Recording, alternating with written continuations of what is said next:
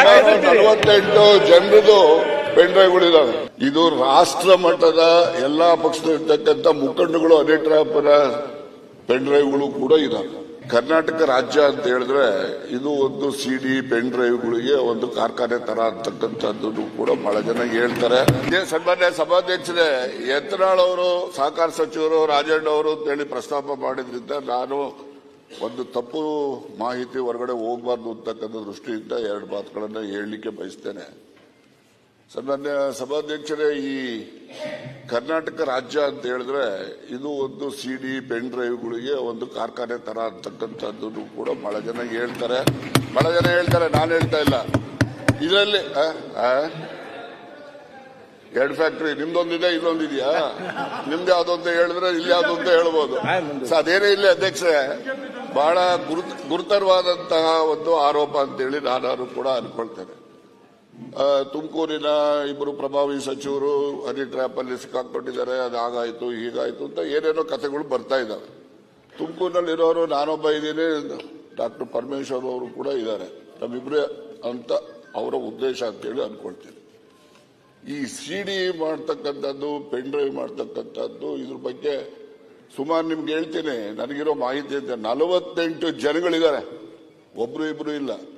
ಅಂದ್ರೆ ಒಬ್ರು ಇಬ್ರು ಅಂತ ಹೇಳಿದ್ರೆ ಬರೀ ಇವರೇ ಅಂತ ಅಲ್ಲ, ಅವರು ಇದ್ದಾರೆ.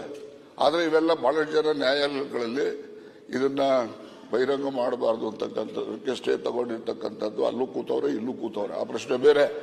ಇದರಲ್ಲಿ ಬರೀ ನಮ್ಮ ರಾಜ್ಯಕ್ಕೆ ಸೀಮಿತ ಆಗಿಲ್ಲ ಅಧ್ಯಕ್ಷರೇ, ಇದು ರಾಷ್ಟ್ರ ಮಟ್ಟದ ಎಲ್ಲಾ ಪಕ್ಷದಲ್ಲಿರ್ತಕ್ಕಂಥ ಮುಖಂಡಗಳು ಅನೇಕರ ಪೆನ್ ಡ್ರೈವ್ಗಳು ಕೂಡ ಇದಾವೆ. ಆ ಒಂದು ದೃಷ್ಟಿನಲ್ಲಿ ನನ್ನ ಮೇಲೆ ಆರೋಪ ಏನಿದೆ, ಅದಕ್ಕೋಸ್ಕರ ಈ ಆರೋಪಕ್ಕೆ ಇಲ್ಲಿ ಉತ್ತರ ಹೇಳಿದ್ರೆ ಅದಕ್ಕೆ ಸರಿ ಹೋಗೋದಿಲ್ಲ. ನಾನು ನಮ್ಮ ಗೃಹ ಮಂತ್ರಿಗಳಿಗೆ ಒತ್ತಾಯ ಮಾಡ್ತೇನೆ, ನಾನು ಒಂದು ಲಿಖಿತ ಕಂಪ್ಲೇಂಟ್ ಅನ್ನು ಕೊಡ್ತೀನಿ. ಆ ಕಂಪ್ಲೇಂಟ್ ಆಧರಿಸಿ ಅವರು ತನಿಖೆ ಮಾಡಿಸಬೇಕು. ಇದರಲ್ಲಿ ಯಾರೆಲ್ಲ ಪ್ರೊಡ್ಯೂಸರ್ಸ್ ಇದ್ದಾರೆ, ಡೈರೆಕ್ಟರ್ಸ್ ಯಾರ್ಯಾರಿದ್ದಾರೆ, ಇವೆಲ್ಲವೂ ಕೂಡ ಹೊರಗಡೆ ಬರಲಿ, ಜನಗಳಿಗೆ ಗೊತ್ತಾಗಲಿ. ಆಕ್ಟರ್ಸ್ಗಳು ಯಾರ್ಯಾರು, ಇವೆಲ್ಲ ಗೊತ್ತಾದ್ರೆ ಆಚೆ ಕಡೆನೂ ಸ್ವಾಗತಿಸ್ತಾರೆ. ನಿಮ್ಮಲ್ಲಿ 48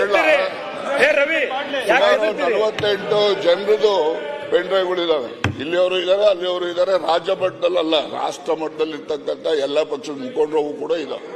ಅದರಿಂದ ಇದೊಂದು ಪಿಡುಗು. ಇದು ಸುಮ್ಮನೆ ಯಾರೋ ಒಬ್ರು ಮಾಡಿದ್ರೆ ಎಲ್ರಿಗೂ ಕೂಡ ಅನ್ವಯ ಆಗುವ ರೀತಿಯಲ್ಲಿ ಅದನ್ನು ಆರೋಪ ಮಾಡ್ತಕ್ಕಂಥದ್ದು ನಿಲ್ಲಬೇಕು.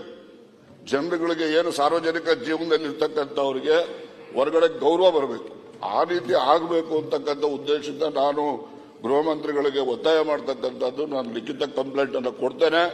ಅದ್ರ ಮೇಲೆ ಅವರು ಸೂಕ್ತವಾಗಿ ತನಿಖೆ ಮಾಡಿಸಿ ಯಾರೆಲ್ಲ ಇದ್ದಾರೆ, ಅವ್ರು ಯಾರೇ ಇರಲಿ, ಅದು ಎಲ್ಲವನ್ನೂ ಕೂಡ ಸಾರ್ವಜನಿಕರಿಗೆ ಬಹಿರಂಗ ಆಗಬೇಕು.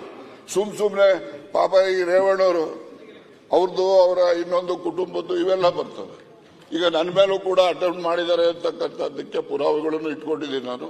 ಅದ್ರ ಬಗ್ಗೆ ದೂರನ್ನು ಕೊಡ್ತೇನೆ. ಅದಕ್ಕೆ ಗೃಹ ಮಂತ್ರಿಗಳು ಒಂದು ವಿಶೇಷವಾದ ತನಿಖೆಯನ್ನ ಮಾಡಿಸಿ ಯಾರೆಲ್ಲ ಇದ್ದಾರೆ ಅವನ್ನೆಲ್ಲ ಕೂಡ ಬಹಿರಂಗ ಮಾಡಬೇಕು ಅಂತಕ್ಕಂಥದ್ದು ನನ್ನ ಒತ್ತಾಯ.